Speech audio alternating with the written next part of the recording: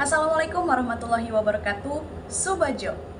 Tabe, halo teman-teman. Perkenalkan nama saya Rifka Yulianti Putri dengan NIM F1012510666 dari Fakultas Ilmu Budaya, Prodi Pariwisata. Sekarang aku mau membahas tentang sejarah lahirnya bahasa Indonesia. Tugas ini saya buat untuk memenuhi tugas bahasa Indonesia.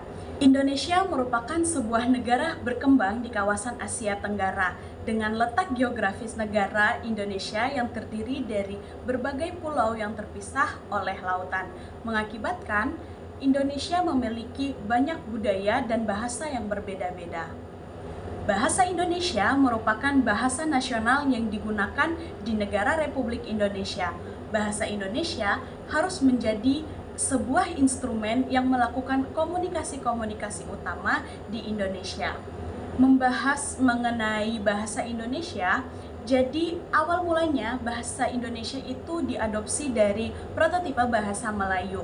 Bahasa Melayu merupakan salah satu bahasa daerah yang berada di negara Indonesia, bukan dari bahasa Malaysia. Berasal dari bahasa Melayu yang telah dipakai sebagai lingua franca, bahasa yang digunakan berabad-abad lamanya. Sebelumnya juga sudah digunakan di seluruh kawasan tanah air kita. Kita sudah menggunakan bahasa Melayu dengan bukti-bukti sejarah yang banyak yang ditemukan, seperti prasasti-prasasti yang ditemukan di berbagai daerah. Contohnya seperti ditemukannya di prasasti di Palembang, Jambi, dan prasasti di Bangka. Bahasa Melayu sudah dipergunakan sejak dahulu, khususnya di kawasan Sumatera, dan penyebarannya melalui kerajaan yang cukup terkenal, yaitu Kerajaan Sriwijaya. Pada saat perjuangan kemerdekaan bangsa Indonesia, bangsa kita ini memerlukan alat pemersatu dalam berinteraksi antar suku bangsa yang ada di wilayah Indonesia, dan dipilihlah bahasa Melayu sebagai bahasa pemersatu bangsa. Kenapa sih memilih bahasa Melayu sebagai bahasa kita? Jadi teman-teman, bahasa Melayu itu fleksibel. Jadi dapat digunakan sebagai berniaga, berinteraksi, dan pemuda kita secara sukarela juga menerima bahwa bahasa Melayu itu dapat menjadi alat komunikasi kita, dan ditetapkan pada peristiwa Sumpah Pemuda, tepatnya pada tanggal 28 Oktober 1928. Penetapan itu merupakan awal mula bahasa Indonesia menjadi kedudukan sebagai bahasa nasional. Dan kenapa sih diiringi dengan peristiwa Sumpah Pemuda?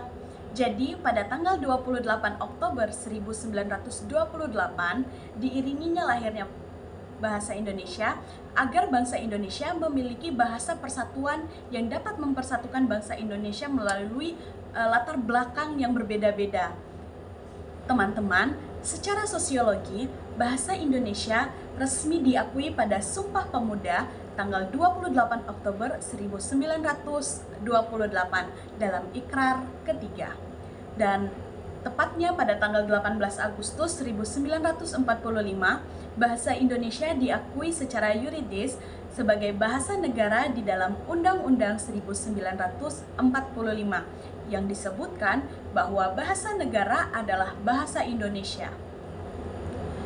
Pada pasal 36, konteks kedudukan bahasa nasional negara Indonesia adalah bahasa nasional Indonesia memiliki fungsi sebagai yang pertama, lambang kebanggaan nasional, yang kedua, lambang identitas nasional, yang ketiga, alat pemersatu bangsa dan dari berbagai suku berlatar yang berbeda-beda, dan yang terakhir, penghubung antar daerah ataupun antar budaya. Teman-teman, sekarang aku mau menjelaskan bagaimana sih perkembangan bahasa Indonesia setelah kemerdekaan.